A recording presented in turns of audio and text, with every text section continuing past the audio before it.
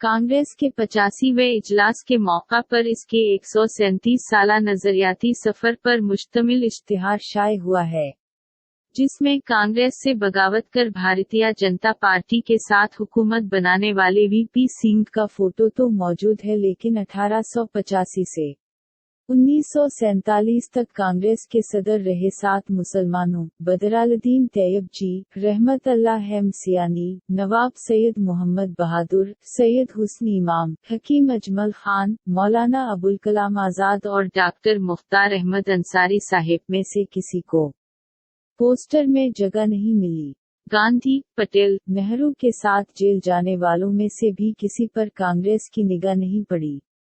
गांधी जी को पूरे मुल्क में मुतारिफ कराने वाले अली बरादरान हूँ या अफगानिस्तान में बनी भारत की अबूरी हुकूमत के वजीर आजम मौलवी बरकत अल्लाह, ये हुकूमत राजा महींद्र प्रताप सिंह की सदारत में बनी थी, या फिर छोटा गांधी कहलाने जस्टिस अब्बास तैयब जी हूँ, किसी का भी फोटो इश्तिहार में शामिल करने के लायक नहीं समझा गया। सवाल है कि क्या नए भारत की ये बदली हुई कांग्रेस है, जिसमें मुसलमानों के लिए कोई जगह नहीं है? क्या कांग्रेस का ये नई तरह का सेकुलरिज्म जो भारत जोड़ो यात्रा की तस्वीर से कुछ मुख्तलिफ है? हालांकि छत्तीसगढ़ के इजलास में जो सिफारिशात पास की गई हैं, इनमें पार्टी को मजबूत बनाने के लिए नौजवानों, पछड़ों, अक़लियतों, ख्वातीन और दलितों का तंजीम में कोटा मुकर्रर करने की तजवीज़ मौजूद है।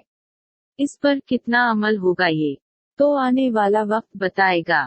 यहाँ गौर करने की बात यह है कि मुसलमानों के मुतालिक क्या सिर्फ कांग्रेस की सोच में तब्दीली आई है या फिर दूसरी सियासी जमातों का रवैया भी तब्दील हुआ है। यूपी के असेंबली इंतखाबात 2022 के दौरान वायरल हुई वीडियो के मुताबिक समाजवादी पार्टी ने अपने असटीब से मुस्लिम लीडरान को धक्का देकर नीचे उतार दिया था। हालांकि कि इंतखाबात में बेशतर हलकों में मुसलमानों का 80% वोट समाजवादी पार्टी को मिला था। मुस्लिम वोटों की वजह से ही इसे असेंबली में अपोजिशन पार्टी का दर्जा हासिल हुआ। इसके बरअक्स यादव अक्सरियती इलाकों से समाजवादी पार्टी को कामयाबी नहीं मिली। इलेक्शन के बाद मायावत ने कहा था कि मुसलमानों ने इनकी पार्टी को वोट नहीं दिया, जबकि हकीकत यह है दलितों ने इलेक्शन में बहुजन समाज पार्टी को मुस्तरद कर दिया था। ज़िमनी इंतखाब में धर्मेंद्र यादव ने अपनी हार का ठेकरा मुसलमानों पर फोड़ा, जबकि यादव वोट न मिलने की वजह से इन्हें हार का मुंह देखना पड़ा था। रामपुर की पार्लिमानी असेंबली सीट जानबूझकर अखिलेश यादव ने भारतीय जनता पार्टी की झोली में डाल दी। मगरबी बंगाल में ममता बनर्जी और दिल्ली में केजरीवाल पूरा जोर खुद को हिंदू साबित करने में रहा है। ममता बनर्जी को मुसलमानों की हिमायत हासिल रही है। इन्होंने अभी तक मुसलमानों के लिए कोई काबिल जिक्र काम नहीं किया। इनकी दिलचस्पी मुसलमानों को सिर्फ वोट बैंक बनाकर रखने में है। अन्ना तहरीक के बाद जब आम आदमी पार्टी बनी तो कई मर्तबा केजरीवाल से मुसलमानों के मसाइल पर बात हुई। हर बार इन्होंने यही कहा कि हम सब के लिए काम करेंगे, मुसलमानों का नाम नहीं ले सकते। मुसलमानों की बात करने से हिंदू वोट दूर हो जाएंगे। दिल्ली असेंबली इंतखाबात से पहले केजरीवाल हुकूमत ने तेलंगाना की तर्ज पर वक्फ बोर्ड के जरिए मुस्लिम इलाकों में किराए की इमारतों में स्कूल खोलने का मंसूबा बनाया था, मगर इस मंसूबा को ठंडे बस्ते में डाल दिया ताकि इन पर मुसलमानों को फायदा इल्जाम न लग जाए। दिल्ली फसाद पर खामोशी और कोरोना के दौरान मरकज तबलीगी जमात पर लगे ताले ने केजरीवाल की सियासी सोच से पर्दा उठा दिया। भारतीय जनता पार्टी के इख्तिदार में आने के बाद शुरू हुई मुसलमानों को नजरअंदाज किए जाने की सियासत, इसने अक्सरियतवाद ऐसा नैरेटिव सीट किया कि सेकुलर जमाती भी मुतासिर हुए बगैर नहीं बच सके। सियासतदान डरने लगे कि इन पर मुसलमानों की मुन्ना भराई का इल्जाम न लग जाए। लालू प्रसाद यादव और नीतीश कुमार जैसे लीडरान की वजह से बाहर इस सियासत से ज्यादा मुतासिर नहीं हुआ। भारतीय जनता पार्टी की सोशल इंजीनियरिंग ने कई तबकात को मुतासिर किया, लेकिन इसका सबसे ज्यादा منفی اثر مسلمانوں پر پڑا۔ 2014 میں سب سے کم 23 اور 2019 میں 27 مسلم ممبران الیکشن جیت کر پارلیمنٹ پہنچے۔ 2011 کی مردم شماری میں مسلمانوں کی آبادی 14% ریکارڈ کی گئی تھی۔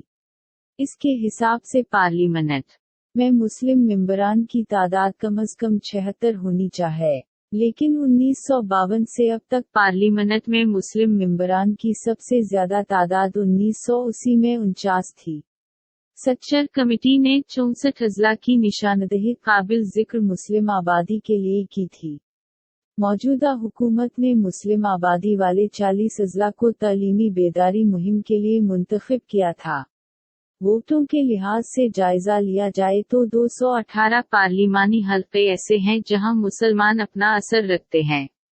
ان میں سے 35 سیٹیں ایسی ہیں جو وہ بغیر کسی کی مدد کے جیت سکتے ہیں، یعنی ان پر مسلم ووٹ اکثریت میں ہیں۔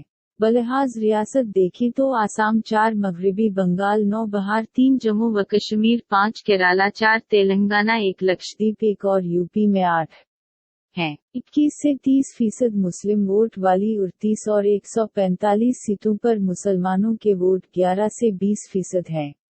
موٹے طور پر پارلیمنٹ کی 80 سیٹیں ایسی ہیں جو تھوڑی سوجھ بوجھ سے کام لیں تو مسلمان جیت سکتے ہیں۔ 2019 کے انتخابات میں بھارتیہ جنتا پارٹی نے ان میں سے 58 سیٹوں پر جیت حاصل کی تھی۔